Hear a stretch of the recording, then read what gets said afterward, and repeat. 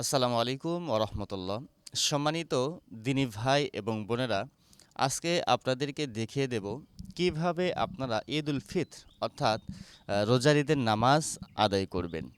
যেহেতু বছরে দুইটি ঈদ হয়, এই জন্য কিন্তু আমরা অনেক সময় দেখা যায় এই ঈদের নামাজের যে অতিরিক্ত তাকবির দিতে হয়, এই তাকবিরগুলো আমরা সঠিকভাবে দিতে পারি না, ভুলে যাই, অথবা তাকবির দেওয়ার সময় আমরা আরেকজনের দিকে তাকাই যে কিভাবে তাকবিরটি দেয়।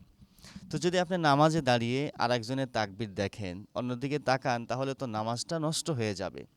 এই জন্য আমি চাচ্ছি যে এই ভিডিওর মাধ্যমেই আপনাদেরকে প্র্যাকটিক্যালভাবে দেখিয়ে দেব যে ঈদ উল ফিত্র অর্থাৎ রোজার ঈদের নামাজ কিভাবে আপনারা পড়বেন। বিশেষ করে যারা মহিলারা আছেন, আপনারা যদি পড়তে চান তাহলে অবশ্যই আপনারা এই ভিডিও দেখে শিখতে পারবেন। এই ভিডিওটি পুরুষ মহিলা উভয় আপনারা এইভাবে দেখে আদায় করতে পারবেন। তো দর্শক মণ্ডলী, তাহলে আমরা চলুন আর কথা না বাড়িয়ে সরাসরি আমরা দেখে নেই কিভাবে আপনি ঈদ উল ফিত্র অর্থাৎ রোজার ঈদের নামাজ আদায় করবেন। তো প্রথমত, যদি ঈদগাহের মাঠে মহিলাদের পর্দার সাথে নামাজ পড়ার ব্যবস্থা থাকে, সেই ক্ষেত্রে মা বোনেরা ঈদগাহের মাঠে গিয়ে নামাজে অংশগ্রহণ করতে পারবেন। আর যদি পর্দার সেরকম পরিস্থিতি না থাকে, তাহলে ঈদগাহের মাঠে যাওয়ার কোনো প্রয়োজন নেই। আপনারা যদি চান, বাড়িতেই আপনারা জামাত করতে পারবেন। তো প্রথমে আপনাকে নিয়ত করতে হবে যে আমি ঈদ উল ফিত্র অর্থাৎ রোজার ঈদের নামাজের নিয়ত করিতেছি। বাস এতটুকু হলেই আপনার নিয়ত কিন্তু হয়ে যাবে। আর যদি আপনারা আরবিতে জানেন, আরবিতে বলবেন। আরবিতে যদি না জানেন, বাংলা আপনারা বলে নেবেন এইভাবে। তবে আমি মনে করি যেহেতু আরবি অনেকেই শুদ্ধ করে পড়তে পারবেন না, সেক্ষেত্রে বাংলা দিয়ে পড়াটাই সবচাইতে উত্তম হবে। তো আপনি নিয়ত করলেন যে আমি রোজার ঈদের নিয়ত করিতেছি।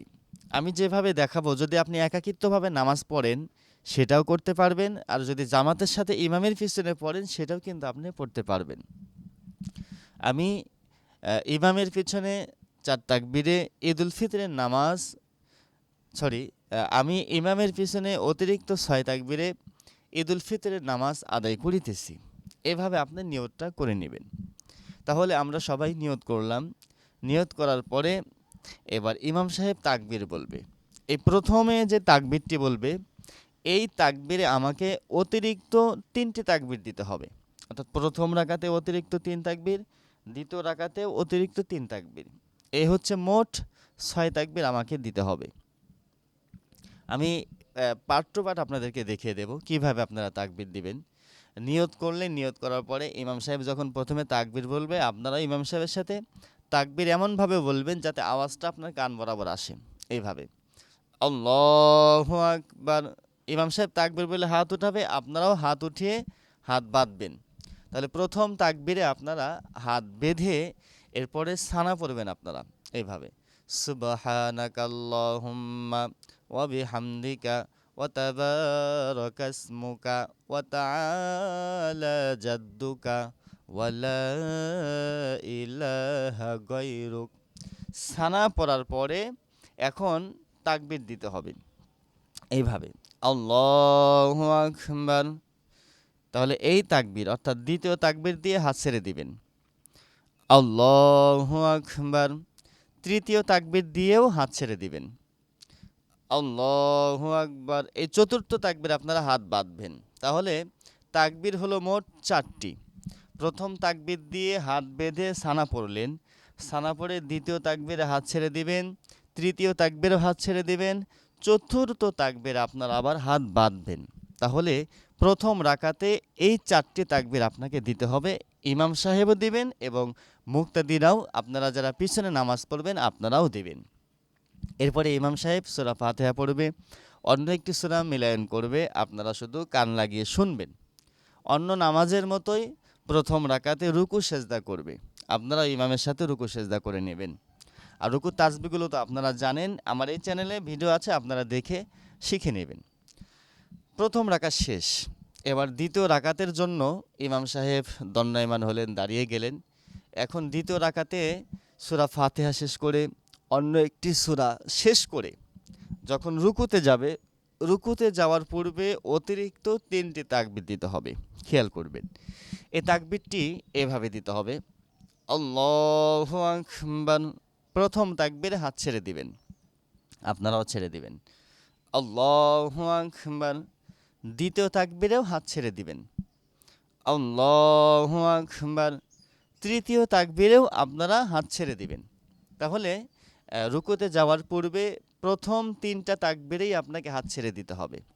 চতুর্থ যে তাকবীরটা, এই তাকবীর হাত আর তুলতে হবে না, বরং সরাসরি আপনারা রুকুতে যাবেন এইভাবে আল্লাহু আকবার। এভাবে আপনারা রুকুতে চলে গেলেন।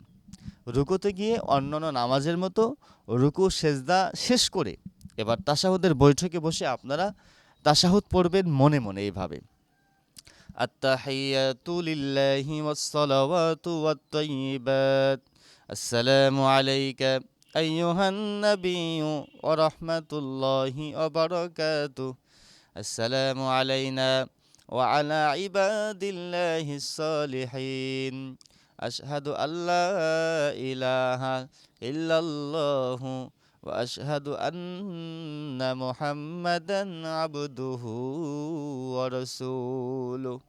এরপরে দরুদ শরীফ পাঠ করবেন। আল্লাহুম্মা সাল্লি আলা মুহাম্মাদিন ওয়া আলা আলি মুহাম্মাদ কামা সাল্লাইতা আলা ইব্রাহিম ওয়া আলা আলি ইব্রাহিম ইন্নাকা হামিদুম মাজিদ। আল্লাহুম্মা বারিক আলা মুহাম্মাদিন ওয়া আলা আলি মুহাম্মাদ কামা বারাকতা আলা ইব্রাহিম ওয়া আলা আলি ইব্রাহিম ইন্নাকা হামিদুম মাজিদ।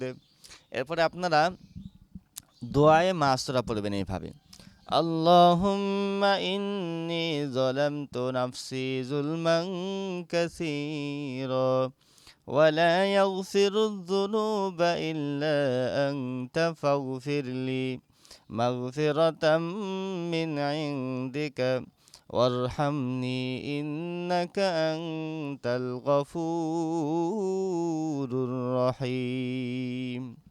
এরপরে ইমাম সাহেব সালাম ফিরাবেন, আপনারাও সালাম ফিরিয়ে নেবেন। সালাম ফিরানোর পরে আপনারা বাড়িতে আসবেন না, বরংস ইমাম সাহেব খুতবা পাঠ করবে, আপনারাও খুতবাটা শুনবেন। ঈদের নামাজ ওয়াজিব, ঈদের নামাজের খুতবা শোনাটাও কিন্তু ওয়াজিব। জুমার নামাজে আগে খুতবা হয়, পরে নামাজ হয়। ঈদের নামাজে আগে নামাজ হয়, পরে খুতবা হয়। এই বিষয়টি মাথায় রাখা দরকার। অনেকে খুতবা না শুনেই কিন্তু বাসার দিকে চলে যান। সুতরাং খুতবা না শেষ করা পর্যন্ত আপনারা কেউ বাসায় যাবেন না, সেখানে বসে মন লাগিয়ে খুতবা শ্রবণ করবেন। এরপরে যদি আপনারা পারেন ইমাম সাহেবের সাথে আপনারা দোয়ায় শরিক হবেন। এই জন্য বলি, যদিও দোয়াটা নামাজের অংশ নয়, আপনার দোয়া না করলেও সমস্যা হবে না, কিন্তু এই জন্য আমি বলি, যেহেতু ঈদের দিন হাজার হাজার মানুষের সমাবেত হয়, সেই সময় যদি আপনি একটু দোয়ায় অংশগ্রহণ করেন, যদি একজনের দোয়া কবুল হয়, আপনার দোয়াও কবুল হয়ে যাবে। এই জন্য আপনারা চেষ্টা করবেন ইমাম সাহেবের সাথে মোনাজাতে শরিক হওয়ার জন্য। তো দর্শক মণ্ডলী, এই ছিল পুরুষ এবং মহিলাদের ঈদ উল ফিতরের নামাজের নিয়ম। আপনারা যদি বুঝে থাকেন অবশ্যই এভাবে নামাজ পড়বেন, আর যদি বুঝতে না পারেন অবশ্যই কমেন্ট বক্সে জানিয়ে যাবেন। আর ভিডিওটি আপনারা সর্বোচ্চ শেয়ার করবেন, কারণ আপনারা একটা শেয়ারের মাধ্যমে কিন্তু একজন দিনী ভাই এবং বোন এই নামাজটি শিখতে পারে। আর যদি এই নামাজ দেখে আপনারা যদি উপকৃত হন, অবশ্যই ফেসবুক থেকে দেখলে ফলো করে রাখবেন, আর ইউটিউব থেকে দেখলে অবশ্যই চ্যানেলটি সাবস্ক্রাইব করে পাশে থাকা বেল বাটনে ক্লিক করে অল করে সাথে থাকবেন। সকল ভালো থাকবেন। আসসালামু আলাইকুম ওয়া রাহমাতুল্লাহি ওয়া বারাকাতুহু।